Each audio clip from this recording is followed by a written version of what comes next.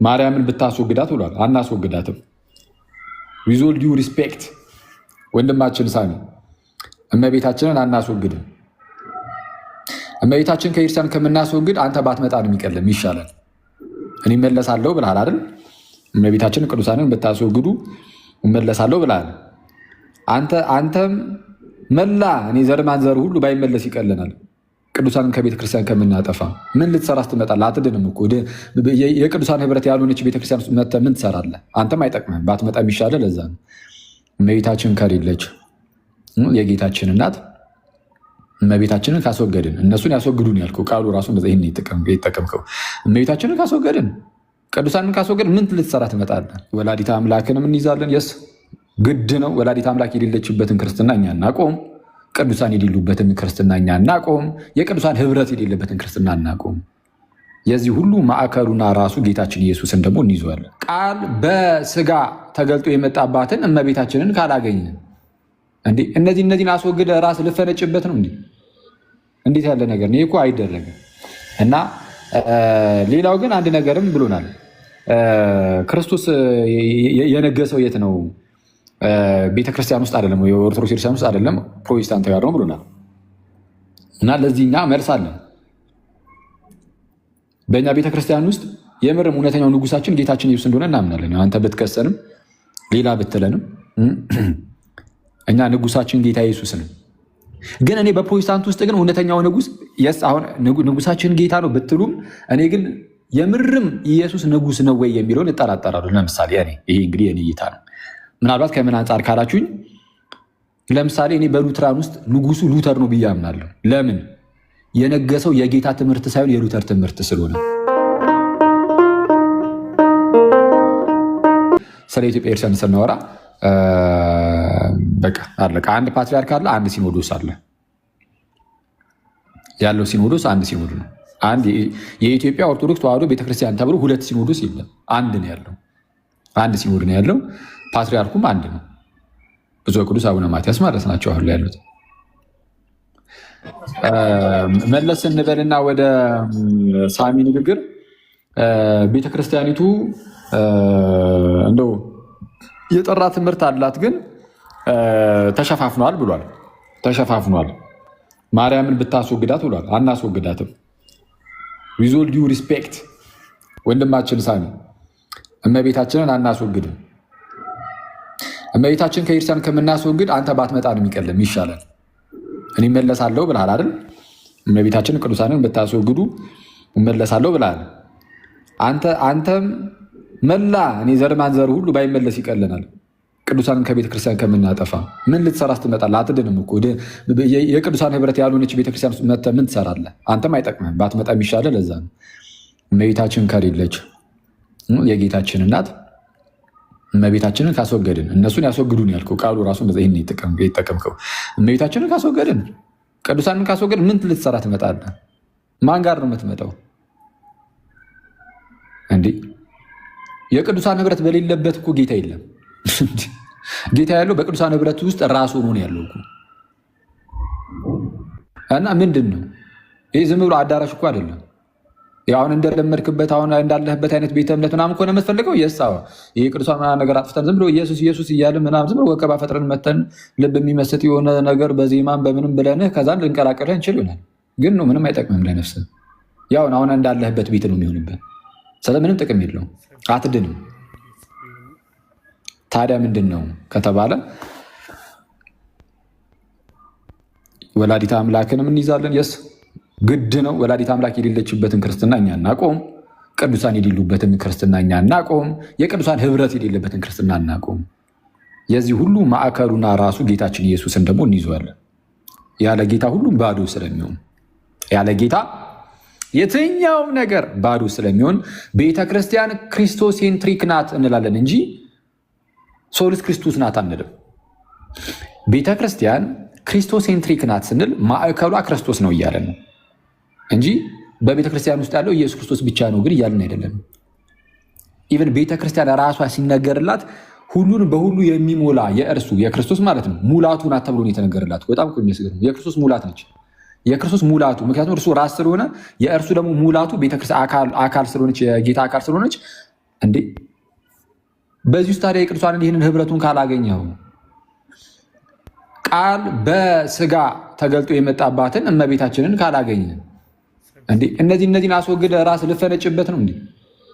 እንዴት ያለ ነገር ነው? ይሄ እኮ አይደረግም። እና ሌላው ግን አንድ ነገርም ብሎናል። ክርስቶስ የነገሰው የት ነው? ቤተክርስቲያን ውስጥ አይደለም፣ የኦርቶዶክስ ክርስቲያን ውስጥ አይደለም፣ ፕሮቴስታንት ጋር ነው ብሎናል። እና ለዚህኛ መልስ አለን። በእኛ ቤተክርስቲያን ውስጥ የምርም እውነተኛው ንጉሳችን ጌታችን ኢየሱስ እንደሆነ እናምናለን። አንተ ብትከሰንም ሌላ ብትለንም እኛ ንጉሳችን ጌታ ኢየሱስ ነው። ግን እኔ በፕሮቴስታንት ውስጥ ግን እውነተኛው ንጉስ አሁን ንጉሳችን ጌታ ነው ብትሉም እኔ ግን የምርም ኢየሱስ ንጉስ ነው ወይ የሚለውን እጠራጠራለሁ። ለምሳሌ ይሄ እንግዲህ የኔ እይታ ነው። ምናልባት ከምን አንጻር ካላችሁኝ፣ ለምሳሌ እኔ በሉትራን ውስጥ ንጉሱ ሉተር ነው ብዬ አምናለሁ። ለምን? የነገሰው የጌታ ትምህርት ሳይሆን የሉተር ትምህርት ስለሆነ። እኔ በፔንቴኮስታል ውስጥም ነገስታቱ ነቢያቱ ናቸው ብዬ አምናለሁ። ምክንያቱም እየነገሰ ያለው የእነሱ ፌክ ተአምራትና ሐሰተኛ ድንቆች እና የእነርሱ የራሳቸው ትምህርት እንጂ የክርስቶስ ትምህርት ስላሉ። የክርስቶስ ትምህርት የማይነግስበት ቦታ እንዴት ክርስቶስ ንጉስ ሊሆን ይችላል እንዴ? ነገስታቱ ብዙ ናቸው በፕሮቴስታንት ውስጥ። ምን ያህል ብዙ ናቸው ከተባለ ልክ እንደ ክፍፍልነታቸው ብዛት ሁሉም የሚከፋፈለው በሆነ ሰው ትምህርት ስለሆነ ማለት ነው። ጌታ ንጉስ ነው ሲባል ህግን የምንቀበለው ከእርሱ ነው። የእርሱን ቃል ብቻ እንሰማለን እንደማለት ነው።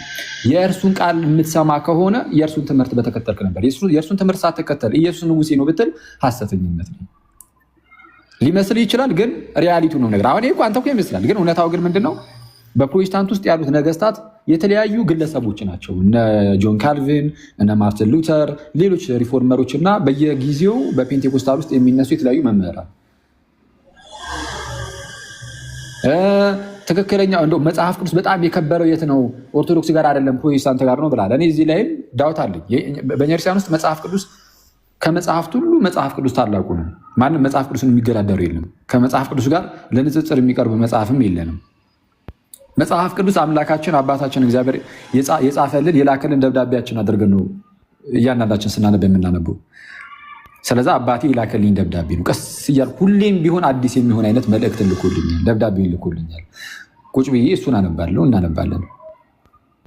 ግን ስናነብ ግን ደስ የሚለው ፓርት ምንድን በዚህ ደረጃ ምን ያህል ነው ክብሩ የሚለው ለማወቅ ከፈለክ በምንድን ማወቅ ትችላለህ መሰለህ? ቅዳሴ ስትል ነበር አይደል? በቃ ቅዳሴ ላይ የሚነበበው መጽሐፍ ቅዱስ ነው። ከቅዱሳት መጽሐፍት ውስጥ መጽሐፍ ቅዱስ ነው የሚነበበው። ሊተርጂያችን ላይ አምልኳችን ላይ መጽሐፍ ቅዱስን እንጸልየዋለን። ራሱ በነገራችን ላይ መዝሙረ ዳዊትን ብቻ አይደለም፣ በኖርማል በዕለት ተዕለት ህይወታችን ብዙ ሰው መዝሙረ ዳዊትን ይጸልያል። ቅዳሴ ላይ መዝሙረ ዳዊትን እንጸልያለን፣ በምስባክ መልክ ምስባክ ተብሎ ማለት ነው። ከዛ ውጭ ግን ወንጌላትን እንጸልያለን። ማቴዎስ፣ ማርቆስ፣ ሉቃስ፣ ዮሐንስ ከአራት ወንጌላት የአንድ ወንጌል ሁሌ የሚነበባል እንደምታውቁት። እሱ እኮ በጸሎት መንፈስ ሆነን የምንጸልየው ጸሎታችን የጸሎታችን አንዱ አካል ነው። የሚነበቡ ምንባባቱ የጸሎታችን አንዱ አካል አድርገነዋል። መጽሐፍ ቅዱስን እንጸልየዋለን። ራሱ ደግሞ ከወንጌላት ብቻ እንዳይመስላችሁ፣ ሁሌም ቅዳሴ ባለ ቁጥር ከጳውሎስ መልእክታት ይጸልያል፣ ይነበባል። ከጳውሎስ መልእክታት ብቻ ደግሞ እንዳይመስላችሁ፣ ከሐዋርያት ስራ ሁሌም ከሐዋርያት ስራ አይቀርም እንዴ። እሺ ሌሎች ውስጥ የነ ይሁዳና የነ ያዕቆብ መልእክታት፣ እንደዚሁም የነ ዮሐንስና የነ ጴጥሮስ መልእክታት ልትሉ ትችላላችሁ። እና የቀሩትም ምን ቀረ ከዮሐንስ ላይ ውጪ እንደዛ ልትሉ ትችላላችሁ። የስ ከእነሱ ውስጥም ከአንዳቸው ተመርጦ ደግሞ እንጸልያለን። ሁሌም ቅዳሴ ላይ የማይቀር ነገር። ይህንን እያነሳሁላችሁ ያለሁት ምንድን ነው? መጽሐፍ ቅዱስ ምን ያህል ክብር አለው ካላችሁ እኛ ጋር ሊተርጂካል የሆነ መጽሐፍ ሳይቀር ሆኗል። መጽሐፉ ራሱ እንጸልየዋለን፣ መጽሐፍ ቅዱስን እንጸልየዋለን ራሱ። ስለዛ ለመጽሐፍ ቅዱስ ያለን ክብር እንዲቀላል አይደለም። ዝም ቀለል አድርገን የምናየው ነገር አለ። ስለዚህ ቤተክርስቲያናችን ውስጥ መጽሐፍ ቅዱስ ትልቅ ክብር አለው። ይህንን ያዘን እናድርግና ሌላ ያከበርንበትን አንድ መንገድ ላሳያችሁ። መጽሐፍ ቅዱስን ስናነብ በግላችን እንደፈለግን እየተረጎምን ራሱ አናነብም። ተመልከቱ ጋይስ፣ ለመጽሐፍ ቅዱስ በጣም ታማኝ የሆን ነው። እኛ እንደፈለግነው ለስሜታችን እያስገዛ ነው መጽሐፍ ቅዱስን ጨፍልቀን ይዘነው አይደለም፣ ረግጠን ይዘነው አይደለም። ከጥንትም ጀምሮ በቤተ ክርስቲያን ውስጥ ሲተላለፍ በመጣው መልኩ ብቻ ነው የምንመለከተው መጽሐፍ ቅዱስን። እኔ በፕሮቴስታንት ውስጥ ግን መጽሐፍ ቅዱስ ይከበራል ብዬ አላምንም። የማምነው መጽሐፍ ቅዱስ ይከበራል ሳይሆን አንዳንድ ሰዎች መጽሐፍ ቅዱስን ባልሆነ መንገድ ጠምዝዘው ተርጉመዋል። የእነሱን እየተከበረላቸው ያለው እንጂ መጽሐፍ ቅዱስ አይደለም። መጽሐፍ ቅዱሱ ለምሳሌ በግልጽ ጥምቀት እኮ ያድናል ብሎ ቃል በቃል ሲናገር፣ እነሱ ግን መጽሐፍ ቅዱሱን እያነበቡ ጥምቀት አያድንም ይላሉ። ስለዚህ ያከበሩት መጽሐፍ ቅዱስን አይደለም። መጽሐፍ ቅዱስን ሌላ ሰው የተረጎመበትን መንገድ የራሳቸውን መምህራንን ያከበሩት የመምህራኑን ቃል ነው። የእነሱን መምህራን ቃል አከበሩ እንጂ የእግዚአብሔርን ቃል መጽሐፍ ቅዱስን አላከበሩትም። እየተረዳችሁት ነው ጋይስ? ሀሳቡን እየተረዳችሁት ከሆነ እነዚህ ሰዎች መጽሐፍ ቅዱስን አንብበው መጽሐፍ ቅዱስ በግልጽ የሚናገረውን ነገር ክደው ከመጽሐፍ ቅዱስ ተቃራኒ የሆነ ነገርን ይናገራሉ። መጥተው ያንን የተናገሩት ከየት ባገኙት ነው? ከሌላ ሐሰተኛ መምህር የሰሙትን ይዘው ነው። እያከበሩ ያሉት የሐሰተኛውን መምህር ቃል እንጂ የእግዚአብሔርን ቃል እንዳልሆነ በዚህ እናውቃለን። ስለዛ መጽሐፍ ቅዱስ እናንተ ጋር አይከብርም። ብቸኛው ኦቶሪቲ የተባለው መጽሐፍ ቅዱስ አይደለም። መጽሐፍ ቅዱስ እኮ ቴክስት ነው፣ ጽሁፍ ነው፣ ግን ውስጡ ግን የእግዚአብሔርን ሀሳብ ይዟል። ይሄ ባለስልጣን ነው ስትሉ እኮ አንብባችሁት ነው አይደለ? ከዛን ተረድታችሁት ነው አይደለ? የተረዳችሁት መረዳት ግን ሐሰተኛ መረዳት ነው። ስለዚህ ብቸኛ ባለስልጣን ያላችሁት የራሳችሁን መረዳት ነው እንጂ የእግዚአብሔርን ሀሳብ አይደለም። የእግዚአብሔርን ሀሳብ እንደዚሁ ልታገኙ ስለማትችሉ ማለት ነው። እና ከዚህ አንጻር መጽሐፍ ቅዱስም ጌታ እርሱ ኢየሱስ ክርስቶስም የከበረው የክርስቲያን ምስጢር ነው ብለን እናምናለን። ጠቅለል ስናደርገው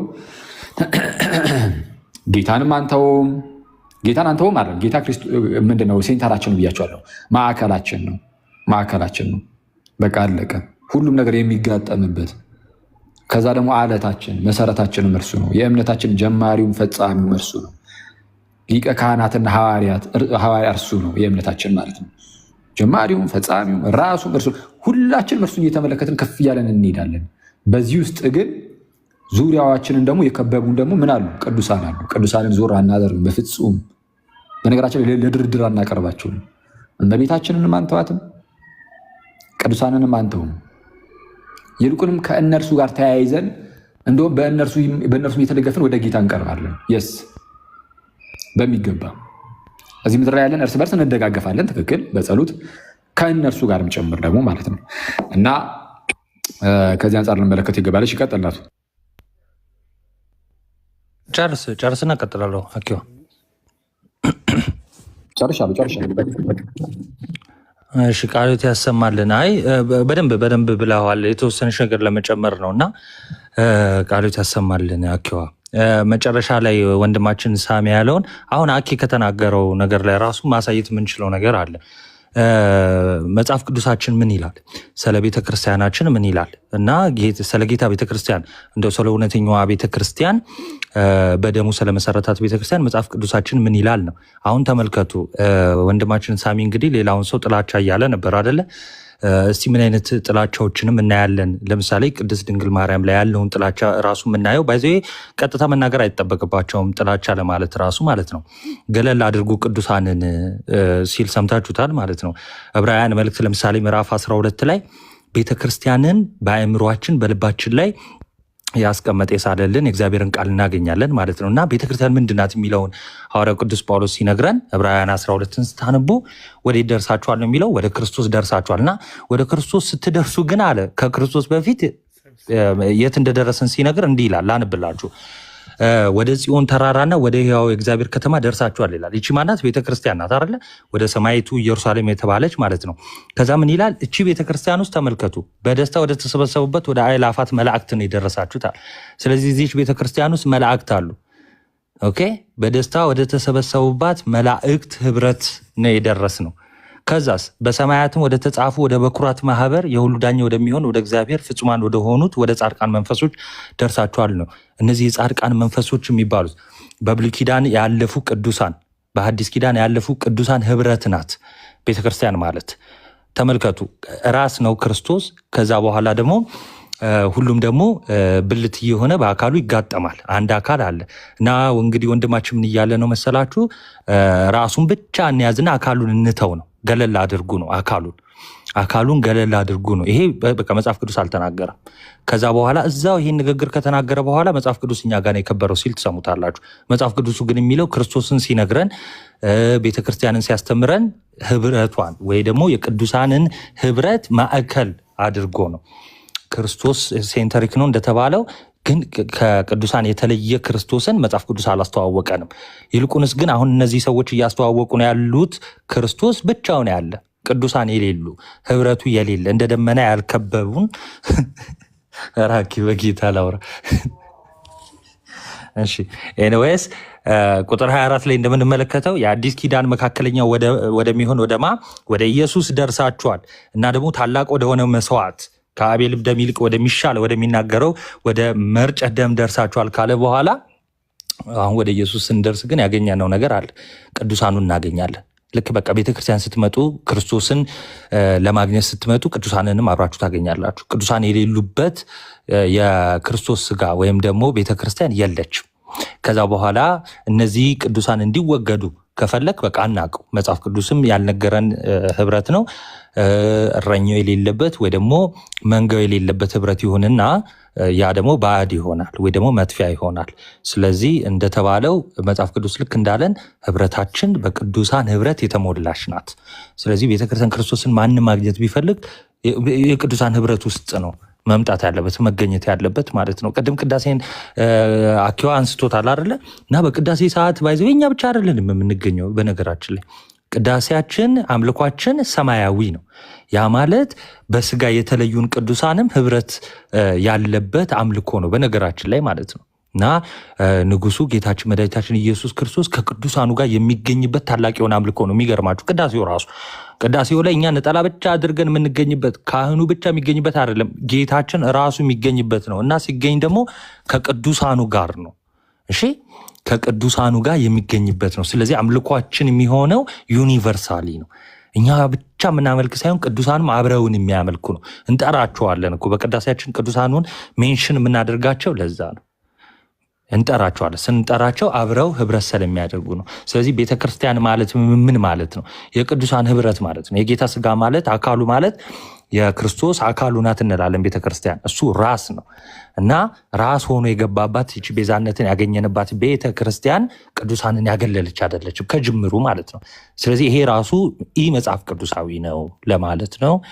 የቅዱሳን በረከታቸው፣ ጸሎታቸው፣ ልመናቸው፣ ምልጃቸው በሁላችን ላይ ይደር። እግዚአብሔር ያክብርልን። ቀጥላችሁ። ኦኬ እሺ፣ ቀጣይ ቪዲዮ ይከፈት ወይስ ስማ? ወደ ኢቢሊ ጋር እኔ በነገራችን ላይ ማለት ነው እንዴ የወንጌልማ እነሱ ጋር ንጹህ ወንጌል ቢኖር በእርግጥ የሲስ ነው ምስተገም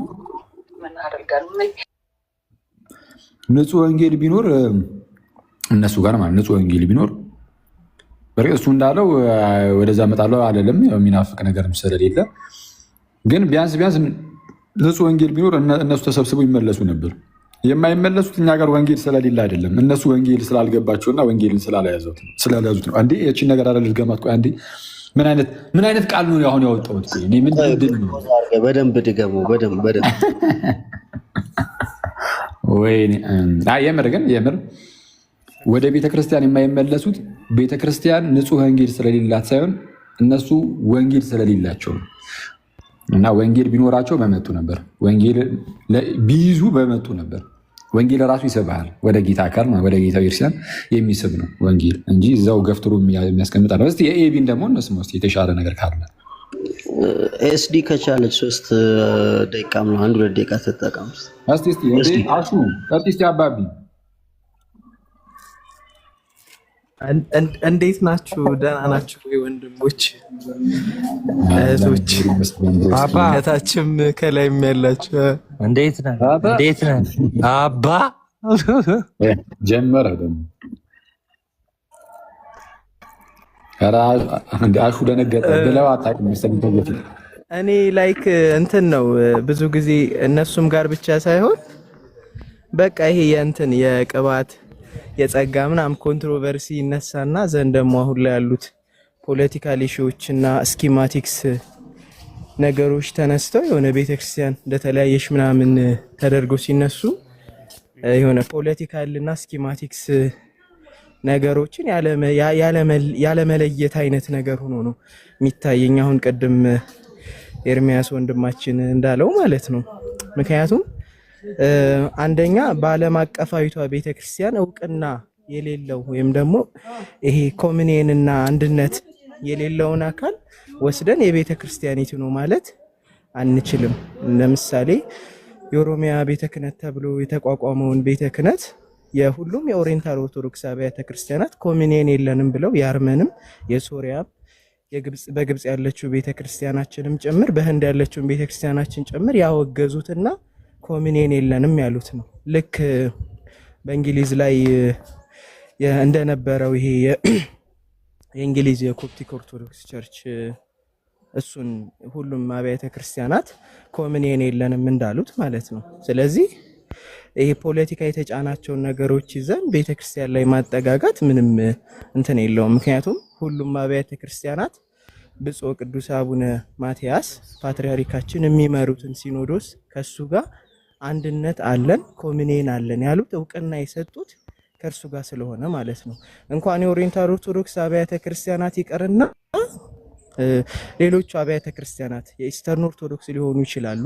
ኢቭን የካቶሊክ ቤተክርስቲያንም ልትሆን ትችላለች። እውቅና ሰጥታ ግንኙነት የምታደርገው የኢትዮጵያ ኦርቶዶክስ ተዋሕዶ ቤተክርስቲያንን በተመለከተ ከአቡነ ማትያስ ጋር ነው እንጂ ከሌሎቹ ከተጠቀሱት አካላት ጋር የቅባት የምናምን ከተባሉት ጋር አካላት ጋር አይደለም ማለት ነው። ስለዚህ ኦፊሻል የኢትዮጵያ ኦርቶዶክስ ተዋሕዶ ቤተክርስቲያን ያላት አንድ ሲኖዶስ ነው ማለት ነው። ሌላው ታሪካዊ ነገሮችን በእርግጠኝነት አሁን ወንድማችን ሳሙኤልን ስለ ቅባትና ኢቭን አሁን ስለ ካራና ቅባት ሲል ነበርና ካራ ራሱ ምን እንደሆነ ራሱ ሚስተር እንዳታወጣ ነገሩት ኖ እንደዛ ሳይሆን ላይክ ሂስቶሪካል እና ቴዎሎጂካል ነገሩን ራሱ አይረዱትም። ብዙ ጊዜ ቅባት እናንተስ የትኛው ኦርቶዶክስ እንምጣ ወደ ቅባት ወደ ተዋህዶ ወደ ካራ ወደ ጸጋ ይሏቸዋልና ላይክ ምንም አይነት ሂስቶሪካልም ሆነ ቴዎሎጂካል አንደርስታንዲንግ በሌላቸው ነገር ላይ ይሄን ማውራቱ ተገቢም አይደለም። ኢቭን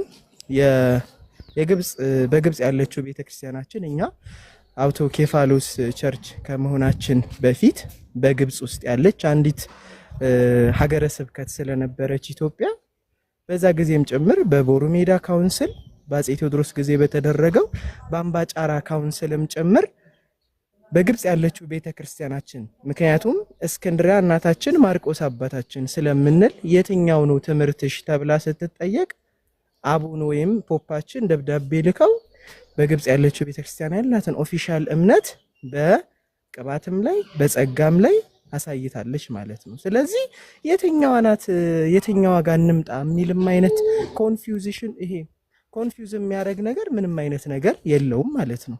እንደው የጌታን ቤተክርስቲያን ጥላሸት ለመቀባት ካልተፈለገ በስተቀር ማለት ነው። እና ደግሞ ይሄ የአንዳንዴ ብዙ ጊዜ የምታዘበው የአንዳንድ የግለሰብ ድርጊቶችን ይሄ የሆነ ፖለቲካል ማርኬት ለማግኘት የሚፈልጉ ሰዎችን እሳቤ አስተምሮ ሊሆን ይችላል። እንደዚሁም ደግሞ ስኪማቲክስ የሆኑ ሰዎችን እየተያዘ የኢትዮጵያ ቤተክርስቲያን አስተምሮ ይህ ነው እየተባለ ይሄንን መለየት ያስፈልጋል። ከቤተክርስቲያኗ ኦፊሻል የዶግማ ትምህርት እና ከዚህ ከግለሰብ አቋሞች ቤተክርስቲያንን ለይቶ ማየት ያስፈልጋል ብዬ አስባለሁ።